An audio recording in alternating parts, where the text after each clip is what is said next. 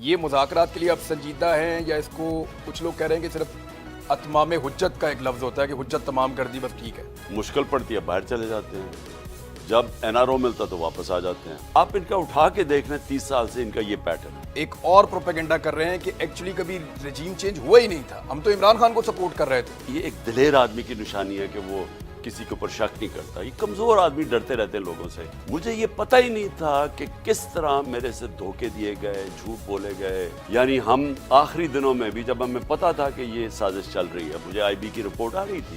قمر جاوید باجوہ صاحب نے بیٹھ کر دعویٰ کیا کہ ہم تو بالکل پولیٹکس میں ہے ہی نہیں، 1.5 سال سے کوئی کہہ رہے نہیں ہیں، کوئی کہہ رہے ہیں کہ ہم تقریباً 1 سال سے نہیں ہیں۔ جو انہوں نے تشدد کیا اعظم سواتی کے اوپر اور شہباز گل کے اوپر، دونوں ہمیں کہتے ہیں کہ ان کو اٹھا کے پولیس اٹھا کے لئی، بعد میں انہوں نے پکڑ لیا۔ اس لیے میں امید لگا کے بیٹھا ہوا ہوں کہ یہ جو نیا سیٹ اپ آیا ہے، خدا کے واسطے اس ملک کو بچائیں۔ آپ کتنا انتظار کر سکتے ہیں؟ آپ کے دماغ میں ڈیڈ لائن کیا چل رہی ہے؟ اگر تو مارچ کے اینڈ تک آپ تیار ہیں الیکشنز کے لیے تو ہم رک جاتے ہیں۔ کل تو یہ کہتی ہے کہ اگر 66% میں الیکشن ہو رہا ہے تو جنرل الیکشن کروا دیں۔ آپ نے جنرل باجوہ کو ایکسٹینشن دے کر واقعی غلطی کی تھی؟ بہت بڑی غلطی کی تھی، اور کبھی کسی کو ایکسٹینشن نہیں ملنی چاہیے فوج میں۔ بہت سارے لوگ کہہ رہے ہیں کہ عمران خان کو فوری طور پہ دونوں اسمبلیاں تحلیل کر دینی چاہیے، مذاکرات ہوتے رہیں۔ یہ کلیئر ہے کہ انہوں نے مجھے پوری اتھارٹی دے دی ہے، جس دن میں چاہوں اسمبلی ڈیزالو ہو جائے گی۔ پاکستان 2019 میں آج سے بہتر ہو گیا تھا، تو اس وقت آپ نے ایکسٹینشن دے دی تھی، آج آپ مخالفت کر رہے ہیں۔ یہ بلیو ہی نہیں کرتے تھے، یہ کرپشن کو بری چیز سمجھتے ہی نہیں تھے۔ ادھر سے میرے خیال میں کوئی ایشورٹی بھی دی ہوگی، ایشورٹی تو خیر وہ سب کچھ دے دیتے تھے۔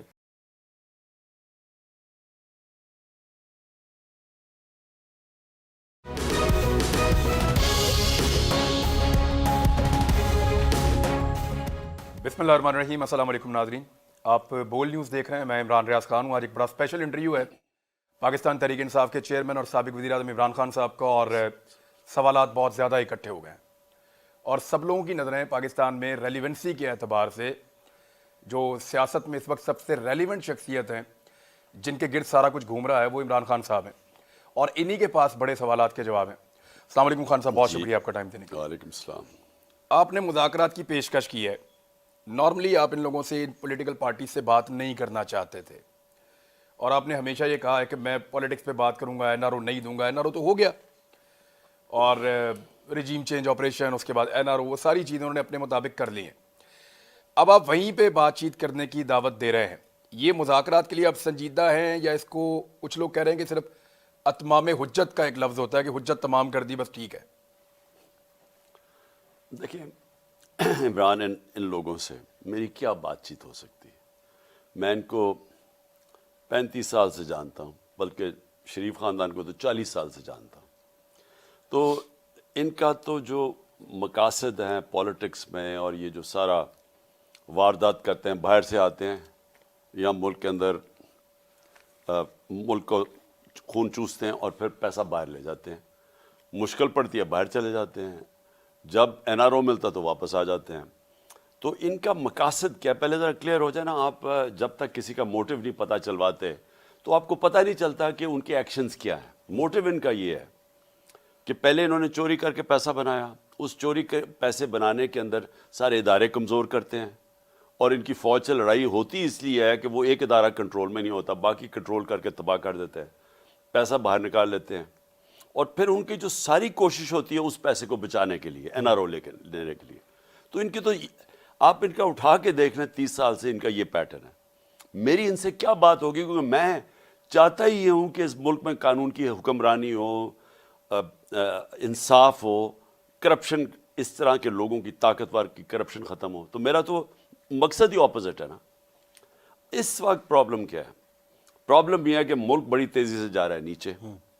آج اسحاق ڈار، باقی لوگوں کو چھوڑیں، اسحاق ڈار اور مفتاح اسماعیل کی وہ کیا آپس میں لڑ پڑے، اور لڑے کیا ہیں؟ ایک دوسرے پہ ایلیگیشن لگا رہے ہیں۔ لڑے کیا ہے؟ مفتاح اسماعیل کہہ رہا ہے کہ یہ اسحاق ڈار ڈیفالٹ کی طرف لے کے جا رہا ہے، وہ ساری دنیا کو نظر آ رہا ہے ڈیفالٹ کی طرف، آمدنی گرتی جا رہی ہے، قرضے بڑھتے جا رہے ہیں، ساری دنیا سمجھتی ہے کہ اب یہ قرضوں کی قسطیں واپس نہیں کر سکتے۔ جو CDS، اس کا مطلب جو کہ ان کا رسک کا ہے، اب قرضے واپس کرنے کی رسک، وہ پہنچ گئی ہے 100% پہ، ہم جب تھے 5% پہ تھی۔ تو اس کا مطلب دنیا پہ بھی اعتماد نہیں ہے ان کے۔ اسحاق ڈار کہہ رہا ہے کہ اس نے غلطیاں کی ہیں پہلے، اس کے اوپر ڈال رہا ہے۔ بات یہ ہے کہ دونوں ٹھیک کہہ رہے ہیں، ملک جا رہا ہے اب۔ نہیں لیکن یہ پہلے غلطیاں دونوں آپ پر ڈال رہے تھے، تو یہ آپ کو بہتر نہیں لگ رہا کہ آپ ایک دوسرے پہ ڈال رہے ہیں؟ نہیں، یہ ہونا ہی تھا، کیونکہ دیکھیں نا، آپ انہوں نے کسی کو تو ذمہ دار ٹھہرانا ہے نا، جو ملک جا رہا ہے ڈیفالٹ کی طرف۔ ہمیں یہ کیسے ذمہ دار ٹھہرائیں جبکہ سارے اکنامک انڈیکیٹرز جو کہ پاکستان اکنامک ریویو کے اندر ہیں، جو انہوں نے شائع کیا ہے، جو بتاتا ہے کہ سال میں کس طرح کی اکنامک پروگریس ہوا یا نہیں ہوا، اس کے اندر سارے انڈیکیٹرز جو ہمارے دور میں تھے وہ پازیٹیو تھے۔ آپ کی نظر میں ان دونوں میں سے کوئی ایک قصوروار ہے یا کوئی اور قصوروار ہے یا ان کو لانے والا قصوروار ہے؟ ان کو لانے والا سب سے زیادہ قصوروار ہے، اور یہ ان کو قصوروار اس لیے نہیں ہم ٹھہرا سکتے کہ مجھے یہ بتائیں کہ ان کے ہوتے ہوئے وہ سنہری دور کون سا تھا، یعنی کون سا ایسا دور تھا کہ انہوں نے معیشت اوپر اٹھا دی۔ عمران، آپ یاد رکھیں کہ 90 کی دہائی میں، 90 سے پہلے، ڈاکٹر عشرت حسین اپنی کتاب میں لکھتے ہیں، بڑا ان کا پاکستان کی اکانومی کے اوپر کنٹرول ہے اور جائزہ ہے، وہ کہتے ہیں کہ 90 کی دہائی تک پاکستان سارے برِ صغیر میں سب سے آگے تھا، اکنامک پروگریس ہمارا سب سے آگے تھا۔ جب سے یہ دو چور خاندان آئے ہیں، ہم ہندوستان سے پہلے پیچھے گئے، پھر بنگلہ دیش سے پیچھے چلے گئے، تو ہمارا ملک تو پیچھے کی چلا گیا جب سے یہ آئے ہیں۔ تو ان کا کون سا دور تھا جب انہوں نے آ کے ملک کو ٹھیک کیا؟ 30 سال سے دونوں حکومت کر رہے ہیں اور یہ ہمیں پتا تھا۔ ہم نے ملک کو سنبھال کے اوپر بینکرپٹ ملک چھوڑ کے گئے، 99 میں بھی ملک کو بینکرپٹ کیا، 2018 تک پھر بینکرپٹ کر کے چھوڑ کے گئے، ایکسپورٹ سٹیگنٹ کر کے چلے گئے، آمدنی کم تھی، میکسیمم ہمارے اوپر چھوڑ کے چلے گئے کرنٹ اکاؤنٹ ڈیفیسٹ، یعنی بیرونی قرضہ 20 ارب کا میکسیمم تھا، ادھر سے ہم نے اٹھایا، یہ پھر واپس نیچے لے آئے ہیں۔ تو اصل میں تو ذمہ دار وہ ہیں جنہوں نے ان چوروں کو ہمارے اوپر مسلط ہونے دیا، اصل وہ ذمہ دار ہیں، اور یہ وہ لوگ ہیں جنہوں نے وہی کیا جو یہ ہمیشہ کرنا تھا۔ انہوں نے اٹھا کے یہاں سے اپنے سارے قرضے معاف کروا لیے، چوری پہ پوری طرح لگ گئے ہیں سارے، پھر سے ملک نیچے جا رہا ہے، مقروض ہوتا جا رہا ہے، اور انہوں نے باہر بھاگنا ہے، اس کے بعد یہ ملک چھوڑ کے باہر بھاگیں گے۔ میں نے جو پیشکش کی تھی مذاکرات کی، وہ صرف یہ کہ ہم نے تو اب الیکشن کروانے ہیں اپنے 2 صوبوں میں، اسمبلیاں ڈیزالو کر۔ سر ایک سیکنڈ یہاں رک جائیں ذرا، کیونکہ آپ ایک اور جگہ پہ معاملے کو لے گئے تھے کہ ان کو لانے والے قصوروار ہیں، وہ ان کو لے کر آئے۔ نجم سیٹھی نے کہا ہے کہ جنرل باجوہ نے تحریک عدم اعتماد کا ماحول بنا کر پی ایم ایل این کو دیا، اور وہ مختلف چیزیں کہہ رہے ہیں کہ آدھی رات کو عدالتیں بھی جنرل باجوہ نے اس لیے کھولیں کہ عمران خان صاحب آرمی چیف کو سیک کر سکتے تھے، حالانکہ اس رات کو ہم وہیں پہ تھے، ہم نے ایسی چیز کوئی دیکھی نہیں، اور بھی بہت سارے صحافی تھے۔ تو خان صاحب ایکچولی جو لوگ ان کو لے کر آئے تھے، اب وہ ایک اور پروپیگنڈا کر رہے ہیں کہ ایکچولی کبھی رجیم چینج ہوا ہی نہیں تھا، ہم تو عمران خان کو سپورٹ کر رہے تھے، اور یہ بات کوئی اور نہیں کہہ رہا، آپ کا سب سے قیمتی اتحادی مونس علیٰ کہہ رہا ہے کہ ہمیں سب کو تو جنرل باجوہ کہہ رہے تھے کہ عمران خان کے ساتھ کھڑے ہو جاؤ جا کے، اور وہ تو دریاؤں کا رخ انہوں نے موڑ دیا تھا عمران خان کے لیے۔ دیکھیں عمران، نہیں واقعی جنرل باجوہ نے اپنی دریاؤں کا رخ موڑا سر۔ میں آپ کو بتاؤں، میں پھر سے میں پہلے بھی ایک دفعہ کہہ بیٹھا ہوں کہ میں جب بڑا ہو رہا تھا نا، یہ اسی گھر میں زمان پاک میں، تو میری والدہ ہمیشہ، میری 4 بہنیں تھیں، میں اکیلا بھائی تھا، وہ ہمیشہ ان کو یہ کہتی تھی کہ مجھے تو اس بیچارے پہ ساری فکر ہے، یہ بڑا ہی سیدھا ہے، یہ ہر قسم کی بات مان لیتا ہے، ہر قسم کو ٹرسٹ کر لیتا ہے، تو یہ تو بیچارہ رول جائے گا دنیا میں۔ تو میں ساری زندگی جب میں اپنی ماں کو کہتا تھا، یہ نہیں پتا تھا باقیوں کو بھی رول دے گا۔ اچھا کہنا چاہ رہا ہوں کہ میں ساری زندگی اپنی ماں کو کہتا تھا، میں کہا مجھے امی کیا فرق پڑا، جو بھی دنیا کرتی تھی میں تو کامیاب ہو جاتا ہوں۔ میں اپنی ماں کو ہمیشہ کہتا تھا، میں نے کبھی فیل نہیں کیا کہ یہ ایک کمزوری ہے کہ لوگوں کو ٹرسٹ کرو۔ میں لوگوں کو ٹرسٹ کرتا ہوں، اگر لوگ مجھے کوئی بات کہتے ہیں میں سمجھتا ہوں یہ ٹھیک کہہ رہا ہوگا، کیونکہ میں کیوں اس کے اوپر شک کروں۔ میں اپنے بیٹوں کو بھی کہتا ہوں کہ یہ زیادہ بہتر ہے، یہ ایک دلیر آدمی کی نشانی ہے کہ وہ کسی کے اوپر شک نہیں کرتا، یہ کمزور آدمی ڈرتے رہتے ہیں لوگوں سے کہ جی مجھے دھوکہ نہ دے۔ لیکن میں نے پہلی دفعہ جو میری جنرل باجوہ سے میرے 3.5 سال گزرے ہیں، پہلی دفعہ میں نے ریئلائز کیا کہ یہ کتنی بڑی میری کمزوری ہے، کیونکہ میں اس کو ٹرسٹ کر لیتا تھا. جو جنرل باجوہ کہتا تھا میں کہا ہاں ہم دونوں ملک کے لیے ہیں، اسٹیبلشمنٹ ہے، فوج ہے، ہمارے انٹرسٹ ایک ہی ہے کہ ملک کو بچانا ہے. مجھے یہ پتہ ہی نہیں تھا کہ کس طرح میرے سے دھوکے دیے گئے، جھوٹ بولے گئے. یعنی ہم آخری دنوں میں بھی جب ہمیں پتہ تھا کہ یہ سازش چل رہی ہے، مجھے آئی بی کی رپورٹ آ رہی تھی کہ گیم چل رہی ہے. اب آئی بی والا اسٹیٹمنٹ دے گا میں نے کوئی رپورٹ نہیں دی تھی، اس سے بھی نکلوا لیں گے تھوڑے دنوں میں. وہ کیا بیچارے نکالیں گے، وہ بیچارہ وہ بھی مجھے ڈر ڈر کے کہتا تھا، چیزیں بتانی شروع کر گیا. مجھے وہ رائٹنگ میں نہیں دیتا تھا، مجھے خود آ کے بتاتا تھا کہ پتہ نہ چل جائے. تو وہ جب ہمیں پتہ چل گیا کہ پوری گیم ہوئی ہے، نواز شریف سے ان کی بات چیت چل رہی ہے، انہوں نے پلان بنا لیا ہے، خاص طور پہ جب فیض کو جب ہٹایا تو اس کے بعد ان کی گیم تو چل پڑی تھی. تو مجھے تو پتہ تھا. میں جب جنرل باجوہ سے پوچھوں ہو ہی نہیں سکتا، ہم تو کنٹینیوٹی چاہتے ہیں، ہمیں تو یہ.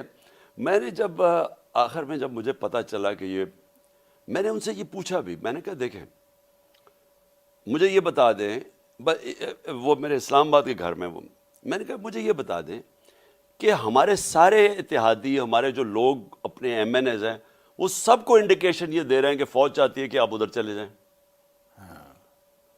تو میں نے، اور وہ ہمیں کہہ رہے ہیں کہ، اور آپ ہمیں کہہ رہے ہیں کہ نہیں ہم نیوٹرل ہیں، وہ ہمیں کہہ رہے ہیں کہ ادھر چلے جائیں.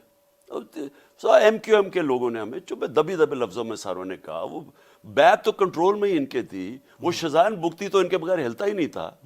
تو ہمیں تو پتہ، تو ہم حیران کہ یہ مجھے کہہ رہے ہیں کہ کچھ نہیں ہے، ادھر سے اور سگنل مل رہے ہیں. میں نے ان کو کہا کہ یہ سمجھ جائیں کہ اگر آپ نے اس وقت گورنمنٹ کو ہٹا دیا اور پولیٹیکل انسٹیبلٹی آ گئی، تو میں آپ کو بتا رہا ہوں کہ کوئی نہیں سنبھال سکے گا آپ کی اکانومی کو، اور خاص طور پہ یہ چور تو نہیں سنبھال سکے گا. شوکت ترین کو میں نے بھیجا، انہوں نے اس کو بتایا کہ یہ جناب حالات ہیں، آپ نے اس وقت اگر یہ کر دیا. 2 گھنٹے وہ بیٹھا رہا ان کے ساتھ، ایک سمجھایا اس نے اسٹیپ بائی اسٹیپ کہ اس سٹیج کے اوپر اگر آپ نے پولیٹیکل انسٹیبلٹی لیا، اکانومی آپ نہیں سنبھالی جائے گی. تو آپ کو کیا لگتا ہے کہ پہلے میں سن لوں. اس کو بھی کہا کہ فکر ہی نہ کرو، کنٹینیوٹی رہے گی. اچھا، مجھے بھی کہا فکر میں.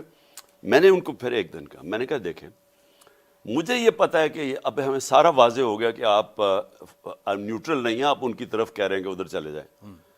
تو میں نے ان کو کہا مجھے کلیئر کر دیں. میں نے کہا میرے سے یہ اب نہ کریں کہ یہ ہم آپ کے ساتھ بھی ہیں، اور میں نے کہا کلیئر کر دیں آپ ادھر ہیں یا ادھر ہیں. اگر آپ نہیں ہیں تو پھر میں اور میری اسٹریٹجی ہے، اگر ہیں تو اور اسٹریٹجی.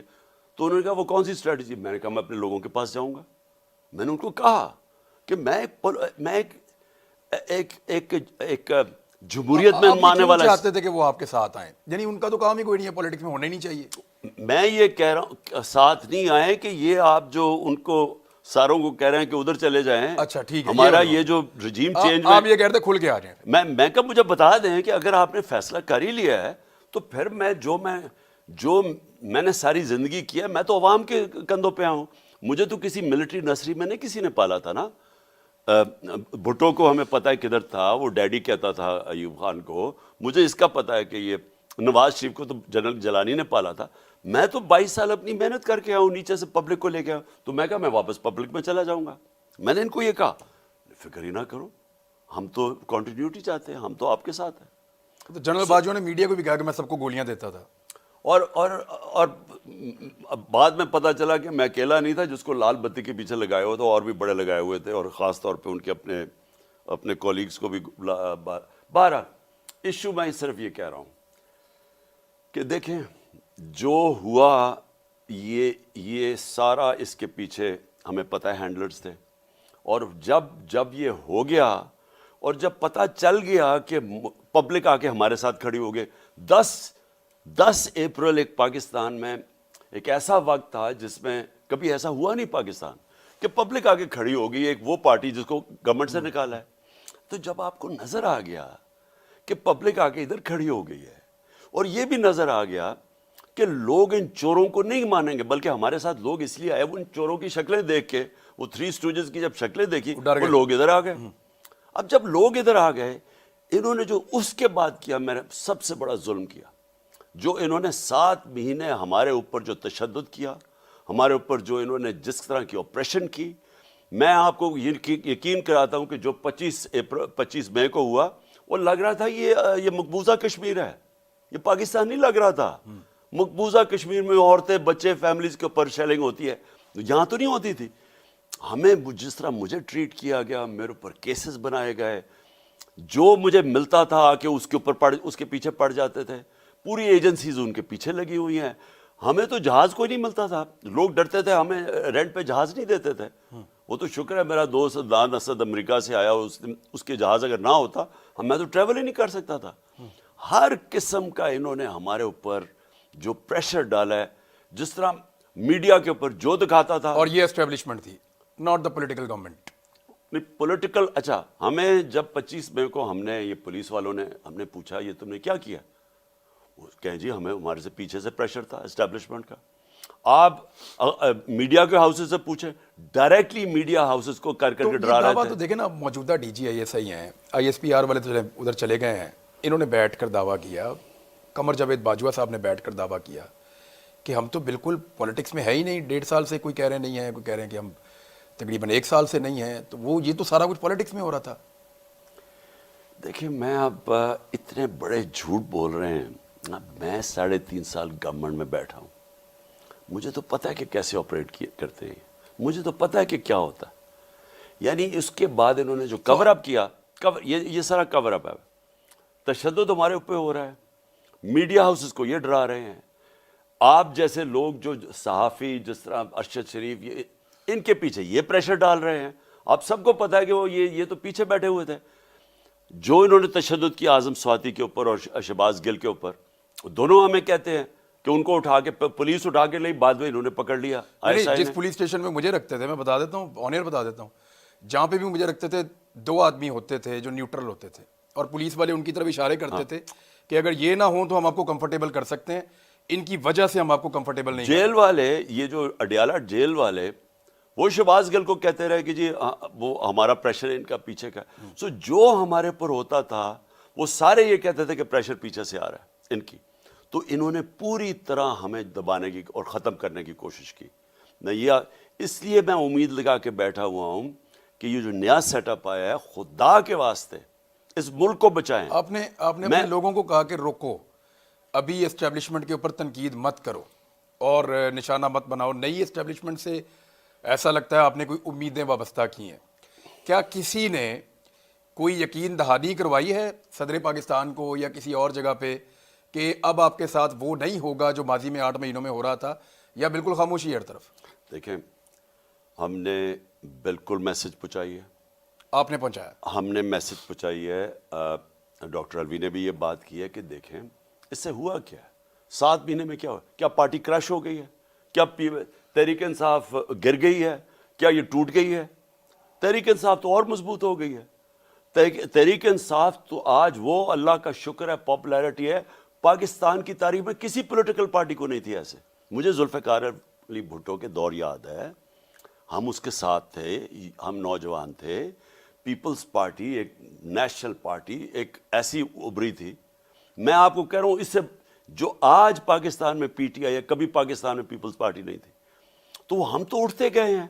جتنا انہوں نے دبایا ہماری پارٹی تکڑی ہو گئی ہے. اگر میں آزادی، ملک آزاد پاکستان دیکھنا چاہتا ہوں تو میں ایک مضبوط فوج دیکھنا چاہتا ہوں. تو کیا ہم چاہیں گے یہ پاگل پن؟ یہ پاکستان کے دشمن چاہیں گے. یہ وہ لوگ جو باہر بیٹھے ہوئے ہیں، جن کو پیسے کا پوجا کرنے والے بیٹھے ہوئے ہیں، شریف وغیرہ، یہ ان کا انٹرسٹ ہے. آپ نے پیغام پہنچا دیا، ہم نے جواب کیا ہے؟ ہم نے، اور میرے خیال میں دیکھیں ان کو موقع دینا چاہیے. نیا سیٹ اپ آیا، ان کو کیا ضرورت ہے؟ جو آپ کا چلیں، میں تھوڑا سا اگر آپ جواب دینا چاہیں تو آپ بتا دیں کہ مونس علائی کو غلط فہمی ہے اس بارے میں کہ اسٹیبلشمنٹ نیوٹرل ہے، یا اسٹیبلشمنٹ آپ کے ساتھ کھڑی تھی جب آپ کی حکومت جا رہی تھی؟ دیکھیں، مونس کا یا کوئی مجبوری ہے؟ نہیں، مونس علائی کا بالکل علیحدہ ایکسپیرینس ہوا ہوگا. ٹھیک ہے، دیکھیں نا، ہو سکتا ہے ان کو کچھ اور کہا گیا ہو. نہیں، ان کو کہا گیا ہوگا کہ یہ PTI کے ساتھ چلو. لیکن وہ دوسرا والا جو چلا گیا نون لیگ میں، اس کو بھی کہا ہوگا کہ ادھر چلے جاؤ. اچھا، ادھر بھی نمبر پورے کر دیے تو یہ جو ڈبل گیم چل رہی تھی، ویسے میں آپ کو بتاؤں، جتنی ڈبل گیم جنرل باجوہ نے کھیلی ہے نا، یعنی وہ کبھی کسی کو کچھ کہہ، ہمارے اپنے لوگوں کو کسی کو کوئی پیغام جا رہا ہے, کسی کو کوئی اور جا رہا ہے, عجیب اس کی ویسے ایٹیٹیوڈ دیکھیں. لیکن ہوا کیا اینڈ میں, فائدہ تو نہیں ہوا نا, ایکسپوز تو ہو گئے. اب یہ جو ذلت انسان تو نہیں دے سکتا نا. مجھے یہ بتائیں کہ ہم اللہ میں ماننے والے جو لوگ ہیں, ہمارا ایمان, عزت اور ذلت اس کے ہاتھ میں نا. مجھے یہ بتائیں کہ مجھے تو اصولاً جو انہوں نے کیا تھا میرے ساتھ, جو میں ایک ڈائری اٹھا کے نکلا تھا پی ایم ہاؤس سے, اس کے بعد اصولاً مجھے ذلیل ہو جانا چاہیے تھا. ہوا کیا, مجھے اللہ نے وہ عزت دی جو میری زندگی میں تصور نہیں تھا ایسی ملے گی. تو اس سے تو آپ کو واضح ہو جانا چاہیے نا کہ اوپر والے کے ہاتھ میں سب کچھ ہے. آپ جو مرضی کر لیں, فیصلہ وہ آپ کے اعمال کے اوپر کرتا ہے. بے شک اس میں کسی کے تو اعمال غلط تھے نا جو کہ ذلت ملی ہے. نیت کے اوپر اللہ تعالیٰ. اچھا اس میں مجھے یہ بتائیں, نیت اور اعمال. بے شک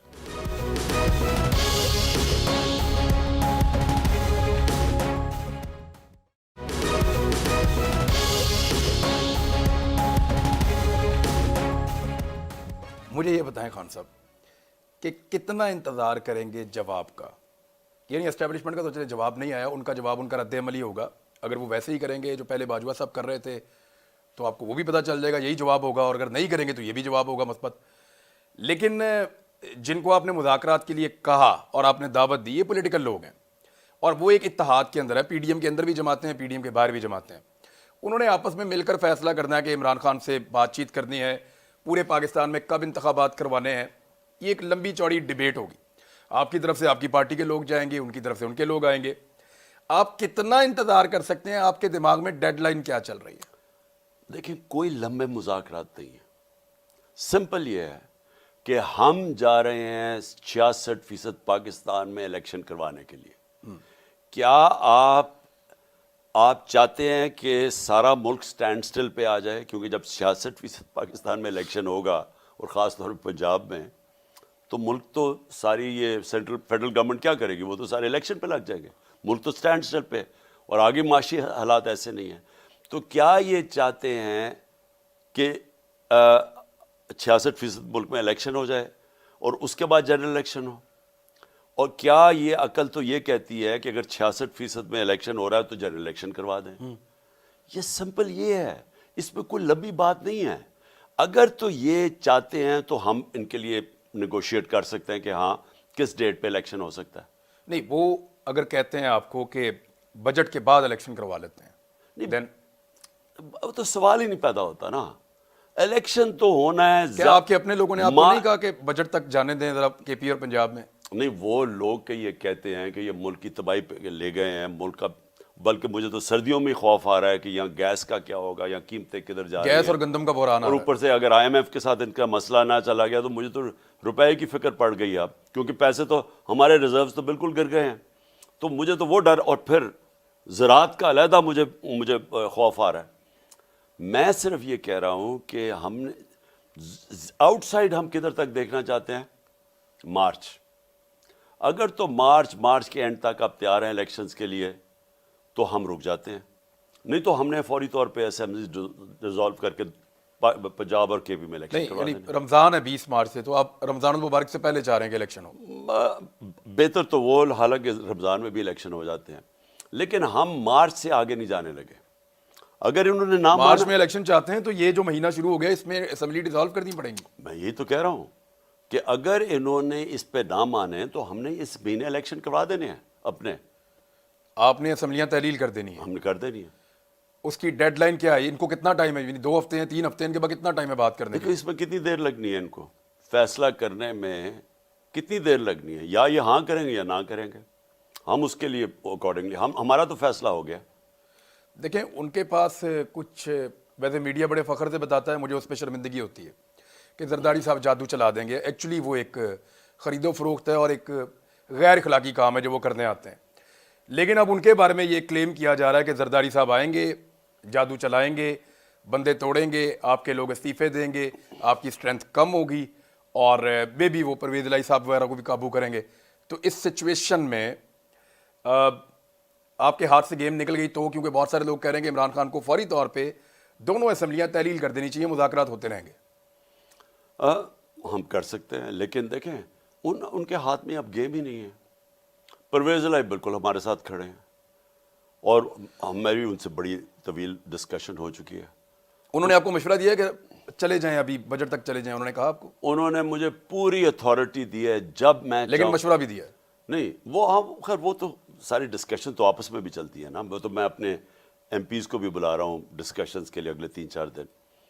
لیکن یہ کلیئر ہے کہ انہوں نے مجھے پوری اتھارٹی دے دی ہے. جس دن میں چاہوں اسمبلی ڈیزالو ہو جائے گی.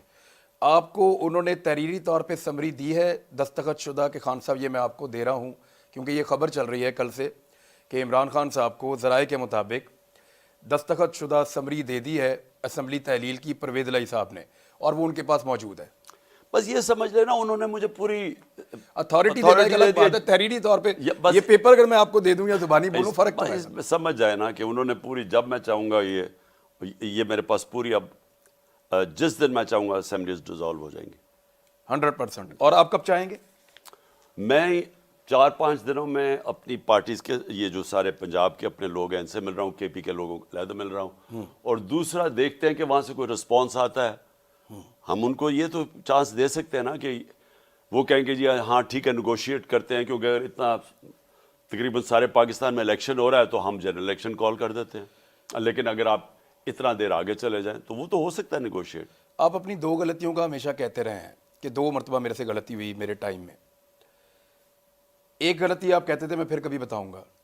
از اٹ دا رائٹ ٹائم؟ آپ نے جنرل باجوہ کو ایکسٹینشن دے کر واقعی غلطی کی تھی؟ بہت بڑی غلطی کی تھی, اور کبھی کسی کو ایکسٹینشن نہیں ملنی چاہیے فوج میں. میں یہ بالکل کنونسڈ ہوں, بلکہ میں تب بھی یہ سوچتا تھا, لیکن حالات ایسے بنا دیے گئے کہ جی دیکھیں یہ ہو جائے گا, اس کو اسٹیبلٹی کی ضرورت ہے, یہ ہے وہ ہے. ہم نئے نئے پاور میں آئے تھے, پرابلمز اتنے زیادہ تھے ہمارے اوپر. نومبر میں نواز شریف صاحب پاکستان سے باہر جاتے ہیں.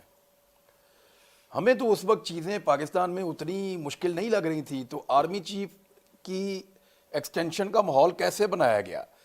یعنی وہ تو بہت نارمل حالات تھے. اگر آج کے مقابلے میں آپ دیکھیں تو آج معیشت بیڑا غرق ہو گئی ہے, پاکستان کے اندر ایک کیوس ہے, پاکستان کی صورتحال پاکستان 2019 میں آج سے بہتر ہو گیا تھا. تو اس وقت آپ نے ایکسٹینشن دے دی تھی, آج آپ مخالفت کر رہے ہیں. اس وقت آپ کے لیے کس طرح کی گارنٹیز دی گئی تھی کہ آپ دے دیں ایکسٹینشن ٹھیک ہو جائے گا؟ دیکھیں کوئی گارنٹیز نہیں تھی, میں نے کوئی گارنٹیز نہ مانگی نہ دی. ہمارے ساتھ اس وقت کوآپریشن 100% تھی. ایک طریقے لبیک والا وہ کھڑا تھا, نہیں فضل الرحمان بھی پہنچ گیا تھا دھرنے کے لیے. وہ یہ عجیب چیزیں ہوتی ہیں نا, یہ اب تو ہم پیچھے جب دیکھتے ہیں نا, تو جب کام کروانے ہو تو یہ ایک دم ہو جاتی ہیں چیزیں, آپ ایک دم کوئی کٹ پتلیاں آ جاتی ہیں یہاں سے وہاں سے. خیر وہ تب مجھے اتنا اندازہ نہیں تھا, وہ علیحدہ چیزیں ہیں. اصل میں سوائے اس کے کہ اس شروع میں مجھے سمجھ نہیں آ رہی تھی کہ کیوں نہیں احتساب کرتے. میں ان کو کہتا تھا, میں نے کہا میری تو پارٹی, میرا تو 22 سال سے ہمارا یہ ہے کہ جب تک اس ملک میں آپ احتساب نہیں کریں گے, طاقتور کا, کمزوروں کا نہیں, طاقتور کا رول آف لا قائم نہیں ہوگا.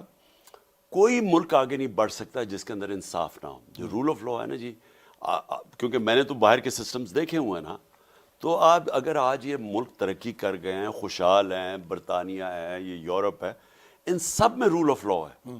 کوئی طاقتور قانون سے اوپر نہیں, کوئی قبضہ گروپ نہیں, کوئی تھانے کچہری کی پالیٹکس نہیں, کوئی پلاٹس کے اوپر قبضے نہیں ہو جاتے. لوگوں کو انصاف ملتا ہے, وہ پھر آزاد ہو جاتے ہیں, ان کے حقوق ہیں, وہ آگے نکل جاتے ہیں.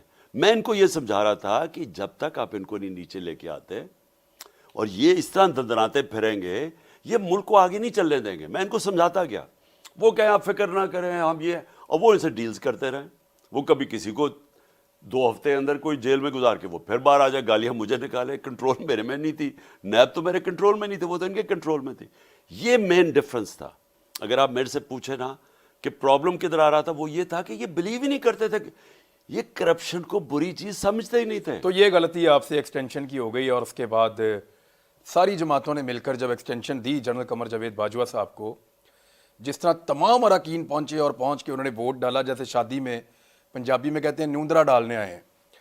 تو جس طرح شادی میں لوگ پیسے دینے آتے ہیں نا بڑے آدمی کی شادی میں اپنا منہ دکھانے کے لیے کہ دیکھو میں بھی آیا اور میں نے پیسے دیے, اس طرح جنرل باجوہ کی ایکسٹینشن میں سب نے ووٹ ڈالا. اس وقت آپ کو حیرت نہیں ہوئی کہ باجوہ صاحب نے یہ سارے کیسے اکٹھے کر لیے؟ اس کے بعد تب سے مجھے فیلنگ ہوئی کہ انہوں نے بات چیت شروع کر دی تھی نون لیگ سے. اصل میں ان کی تب بات چیت شروع ہو گئی تھی, جیسے وہ آئے جوگ در جوگ ووٹ ڈالنے. اور نہیں, انہوں نے ادھر سے میرے خیال میں کوئی ایشورٹی بھی دی ہوگی. ایشورٹی تو خیر وہ سب کچھ دے دیتے تھے, لال بتی کے پیچھے تو سب لگ جاتے تھے, لیکن میرے خیال میں ادھر سے انہوں نے بات چیت ان سے شروع کی, جو آخر میں پھر جب یہ جنرل فیض کو ہٹایا گیا تب کلیئر ہو گیا کہ انہوں نے ان سے پھر فیصلہ کر لیا تھا مجھے ہٹانے کا. اعظم سواتی کے ساتھ جو ہو رہا ہے, اعظم سواتی پورے ادارے کے لیے ایک چیلنج بن گئے ہیں. مصیبت یہ ہے کہ ان کی عمر 75 سال ہے اور وہ کھڑے ہو کر ہر جگہ کے اوپر وہ نام لے کر کہتے ہیں کہ فلاں بندہ فلاں بندہ فلاں بندہ, اور اس ادارے سے وہ بندہ ہے, انہوں نے مجھے ننگا کیا اور انہوں نے ویڈیو بنا کے بھیجی ہے اور یہ دھمکاتے رہیں. اب اس طرح کے آدمی سے کیسے اسٹیبلشمنٹ اپنی جان چھڑوا سکتی ہے؟ حالانکہ پہلے والے جو ہیں وہ چلے گئے ہیں. یہ چیلنج نئے والوں کے لیے بھی ہے. خان صاحب, اس کا کوئی سلوشن ہے آپ کے پاس؟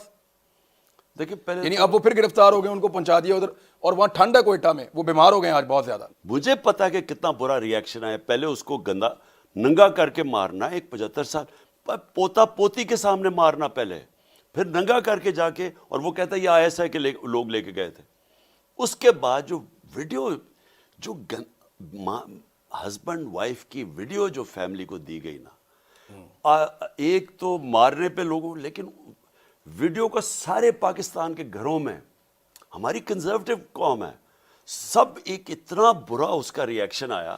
تو میں سوچتا ہوں کہ جب نئے سیٹ اپ آیا ہے تو اپنے آپ کو ڈسٹنس کریں اس چیز سے جس سے ایک سارے ادارے کو نقصان پہنچ رہا تھا. تو مجھے تو بڑا افسوس ہوا ہے کہ جو اعظم سواتی سے ہو رہا ہے, اور ابھی تک کوئی نظر نہیں آ رہا کہ انہوں نے پالیسی چینج کی. اب سلوشن کیا ہے اس کا؟ دیکھیں, آپ کو حیرت نہیں ہوتی کہ عدالت اس کا نوٹس نہیں لے رہی؟ ایک 75 سال کا آدمی جو اپر ہاؤس کا ممبر ہے, پوری دنیا کے اندر یہ 104 لوگ پاکستان کی نمائندگی کرتے ہیں, اور یہ 104 لوگ پاکستان کے بہترین لوگ قرار دیے گئے ہیں آئین پاکستان کے مطابق. تو یہ بیسٹ لوگ ہیں جو اپر ہاؤس میں چلے گئے ہیں. اب یہ پاکستان کے ایک ایسے آدمی کے ساتھ 75 سال کی عمر میں جو ہو رہا ہے, عدالتی نوٹس نہ ہونے پر آپ کو حیرت نہیں ہوتی؟ بہت. میں بالکل عمران آپ سے کہوں گا کہ مجھے تو, میں ایک طرف اپنے قوم کو چاہتا ہوں کہ ہماری جوڈیشری کی عزت کریں, کیونکہ بہت ضروری ہے کہ اصل میں تو جو میرے ہاتھ ساری تحریک تھی انصاف کی 26 سال پہلے, اس کا مقصد ہی رول آف لا ہے. رول آف لا امپلیمنٹ کرتا ہے آپ کی جوڈیشری. اب جب جوڈیشری یہ تماشا دیکھ رہی ہے, ظلم ہو رہا ہے اور بار بار لوگ اس کی طرف دیکھ رہے ہیں, میں تو حیرت ہے کہ وہ ایکٹ ہی نہیں کر رہا ہے اس کے اوپر. دیکھیں 100 موٹر ایکشن لے لیا, 12 بجے عدالتیں کھلوا لی, وہ اس کے اوپر الیکشن لے لیا وہ اسپیکر کی رولنگ پہ, اور یہ اتنا بڑا ایک انٹرنیشنل ایشو بنتا جا رہا ہے. ساری دنیا میں اس کی خبریں گئی ہیں کہ سینیٹر سے یہ ہو رہا ہے, اور اگر سینیٹر سے یہ ہو سکتا ہے تو باقی تو کوئی بھی سیف نہیں ہے.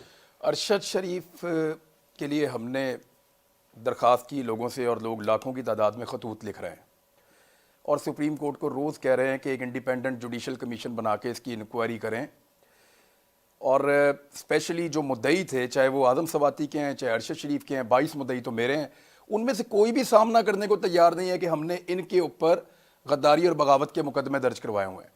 ان میں سے کوئی منشیات فروش ہے, ان میں سے کوئی جو ہے وہ جوئے کے اڈے ہیں کسی کے, ان میں سے کوئی جو ہے وہ اسمگلر ہے. اس طرح کے لوگوں سے پرچے کروائے ہوئے ہیں, وہ اب سامنے نہیں آ سکتے. خان صاحب, ارشد شریف صاحب کے لیے آپ سے گزارش ہے کہ ایک خط آپ بھی لکھ دیں, کیونکہ میں جس کو مل رہا ہوں ہم سب کو کہہ رہے ہیں, ایک چھوٹا سا 2 لائن کا خط, 4 لائن کا آپ بھی لکھ دیں چیف جسٹس کو. تو کیا آپ لکھیں گے اور آپ اس کو کیا سمجھتے ہیں؟ دیکھو, ہم نے تو اپروچ کیا ہوا ہے چیف جسٹس کو 3 چیزوں کے اوپر, اعظم سواتی, ارشد شریف اور میں جو کہ ایکس پرائم منسٹر ہوں. میرے اوپر یہ گولیاں ماری گئیں, 3 گولیاں لگی مجھے, اور میں اپنی ایف آئی آر ہی نہیں کٹوا سکا. اپنی گورنمنٹ کے ہوتے ہوئے پنجاب میں, اپنی پولیس کے ہوتے ہوئے, میں جو میرا رائٹ ہے. دیکھیں ایف آئی آر لوگوں کو سمجھ نہیں آتی. ایف آئی آر کا مطلب ہوتا ہے جو افیکٹڈ پارٹی ہے اس کا یہ حق ہے کہ میں پہلی فرسٹ انفارمیشن رپورٹ میں بتاؤں کہ کون لوگ ذمہ دار ہیں. میں 2 مہینے سے میں کہتا آ رہا ہوں کہ میرے اوپر یہ واردات ہونے لگی ہے, کیونکہ مجھے تو انفارمیشن تھی ساری اس کی.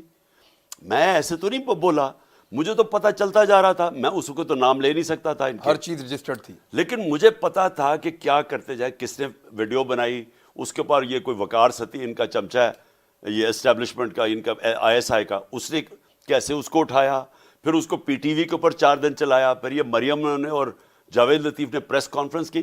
ہمیں تو سارا پتا ہے کہ انہوں نے بلڈ اپ کیسے کیا کہ یہ جنونی انتہا پسند, اور اس کے الفاظ ایگزیکٹلی وہی ہیں, اور اچھا گمراہ کرنے والے لفظ وہ وہاں پہ ٹیلی ویژن پہ بھی ہر ٹویٹ کے اندر بھی، اور وہ جو مارنے والا اس نے بھی وہی الفاظ استعمال اور کیے۔ اس مارنے والے نے پہلی چیز کی کہ میں اکیلا ہوں۔ جے آئی ٹی کی رپورٹ ہے کہ کم از کم 2 تو ڈیفینیٹ شوٹر تھے، تیسرا شوٹر کی بھی وہ بات کر رہے ہیں، 3 لوگ تھے جنہوں نے یہ کر رہا تھا۔ تو وہ اس نے اکیلا کیوں کہا؟ کیونکہ وہ طوطے کو پڑھایا گیا تھا، اور پڑھایا کس نے گیا تھا؟ یہ ڈرٹی ہیری نے پڑھایا تھا اس کو، اور اس کے ساتھ ملے ہوئے تھے یہ سارے جنہوں نے پورا ان کی رانا ثناء اللہ قاتل، اور یہ شہباز شریف، یہ ایکسٹرا جوڈیشل کلنگ اور مارشل لاء کا قاتل، انہوں نے مل کے پلان کیا تھا، اور میں اپنی ایف آئی آر نہیں ریکارڈ کروا سکا۔ اب جو تسنیم حیدر کہہ رہا ہے برطانیہ میں، وہ اپنے آپ کو خطرے میں ڈال رہا ہے ہلاکت میں۔ وہ کہہ رہے جی نواز شریف نے شوٹرز کی اویلیبلٹی کے اوپر بات کی تھی میری موجودگی میں، اور مجھے کہا گیا تھا، جس کا بعد میں نے انکار کیا تھا۔ تو وہ آپ اس کو اہمیت دیتے ہیں یا اس کو بائی کرتے ہیں؟ دیکھیں مجھے موٹیو کس کا ہے؟ کون چاہتا تھا کہ عمران خان مر جائے؟ وہ چاہتے تھے لوگ جن کو خطرہ تھا کہ اب الیکشن میں اس کا مقابلہ نہیں کر سکتے، اور اگر الیکشن میں مقابلہ نہیں کر سکتے تو اچھا ڈسکوالیفیکیشن، توشہ خانہ، فنڈنگ کیس، وہ سارے بیچارے بیٹھ گئے ہیں۔ وہ ان کو پتا کہ وہ کیس ہے ہی نہیں، عدالت میں باہر چلے جائیں گے، وہ کیس ہی نہیں ہے۔ تو کدھر اینڈ میں پبلک بڑھتی جا رہی ہے، انہوں نے سمجھا کہ پبلک اب کم ہوگی۔ وہ پہلے ایک الیکشن ہوا، اس میں جب جیت، انہوں نے جب دوسرا الیکشن نیشنل اسمبلی کا، انہوں نے 13 پارٹیز نے مل کے ایک عمران خان کے خلاف لڑا، اور حلقے وہ چنے انہوں نے، جو کہ سب سے کمزور حلقے تھے، اور ان کی پی ڈی ایم کی دگنی ووٹ تھی ہمارے سے۔ جب ادھر ہارے نا، یہ ان کا پلان بن گیا تھا مارنے کا، اور مجھے پتا تھا۔ اب بات یہ ہے کہ ان لوگ موٹیویشن سب سے بڑی نواز شریف، سب سے زیادہ جس کو خطرہ ہے نا کہ میں نے محنت سے 30 سال میں اربوں ڈالر کمایا ہوا ہے، وہ اربوں ڈالر اس کو نظر آ رہا ہے خطرے میں کہ اگر عمران خان پاور میں آ جاتا ہے۔ اس لیے اس کی نمبر 1 موٹیویشن یہ، اس کے ساتھ بغل بچہ شہباز، یہ تو اس کے ساتھ اس کو ان دونوں کو پتا تھا۔ اور اس کے علاوہ کون کس کو تھا؟ یہ جو ملا ہوا تھا ان کے ساتھ، جو کہ انٹیلیجنس کا آدمی ڈرٹی ہیری، یہ ان کے ساتھ ملا ہوا تھا، انہوں نے پلان کیا تھا۔ اوپر سے اس کے علاوہ اور کسی کو اوپر پتا تھا، وہ اگر انویسٹیگیشن ہوگی تو سامنے آ جائے گا۔ خان صاحب فائنلی آپ نے غور کیا کہ دہشت گردی واپس آ رہی ہے، آپ ٹی ٹی پی کے ساتھ آپ کی لڑائی شروع ہو گئی ہے، افغان طالبان کے ساتھ آپ کی بات چیت جو ہوتی تھی وہ اب نہیں ہو رہی ہے، انڈیا دوبارہ افغانستان کے اندر اپنے آپ کو مضبوط کر رہا ہے۔ یہ ساری چیزیں پچھلے 7 مہینے میں اتنی خاموشی سے ہوئی ہیں، اور اتنی تیزی سے بارودی سرنگیں بچھی ہیں، اور بلوچستان کے حالات دوبارہ خراب ہو رہے ہیں۔ اکانومی کو سنبھالنا، دہشت گردی کو سنبھالنا، چیلنجز بڑھتے چلے جا رہے ہیں۔ کیا آپ سمجھتے ہیں کہ یہ آپ کی پارٹی اب کر پائے گی جلدی، اگر آپ کو موقع ملتا تو؟ دیکھیں میں ایمانداری سے کہتا ہوں کہ یہ جو اوپر آ کے بیٹھے ہوئے نا چور، انہوں نے تو وہی کیا ہے جو ہمیں پتا تھا انہوں نے کرنا ہے۔ انہوں نے اس ملک کو پیچھے لے کے گئے ہیں 30 سالوں میں۔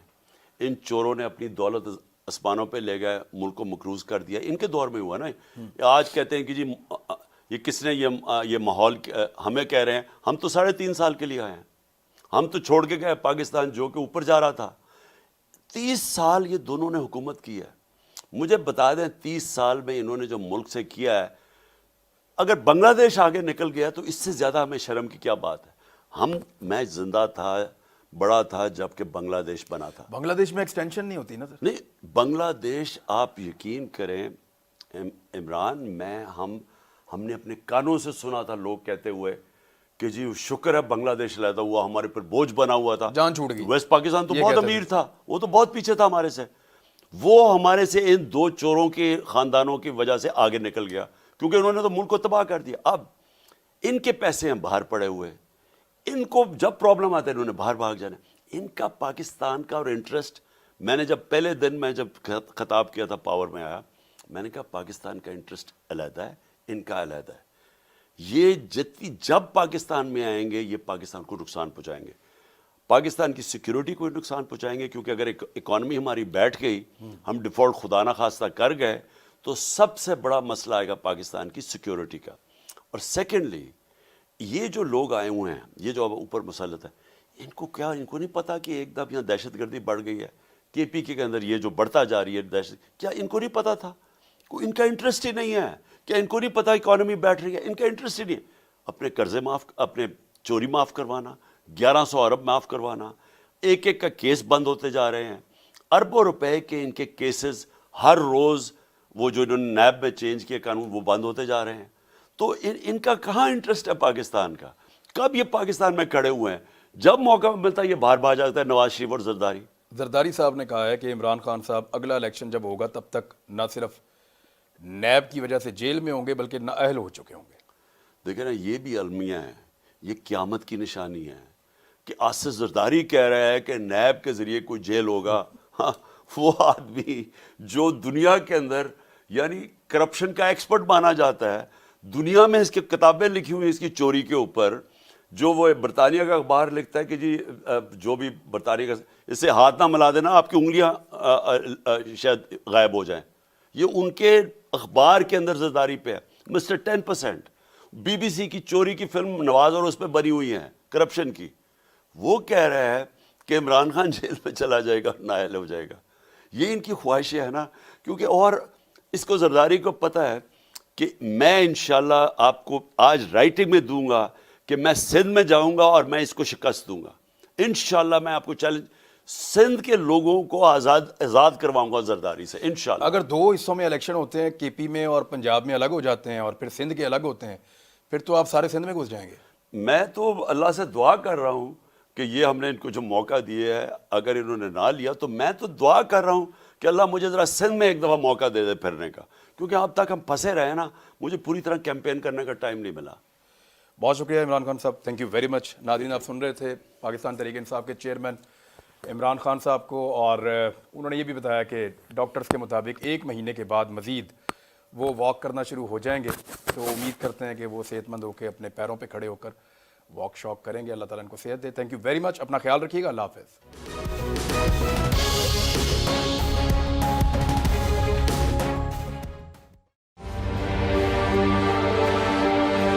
देखें, ये तो उनकी वालदा से इंशाल्लाह कराएंगे। अभी जो मुल्क की सूरत हाल है वो आपके सामने है। हकीकी सहाफ़त का अरशद शरीफ एक, मैं समझता हूँ, बहुत बड़ा हकीकी सहाफ़त का लंबरदार था और हक से 1 इंच नहीं हटा, बल्कि जान देनी पड़ी तो जान दे दी उसने।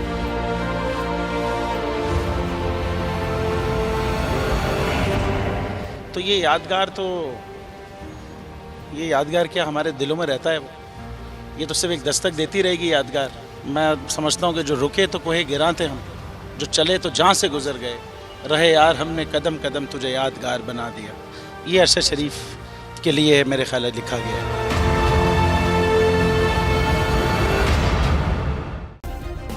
सब्सक्राइब करें और बेल दबाएं ताकि कोई खबर रह न जाए।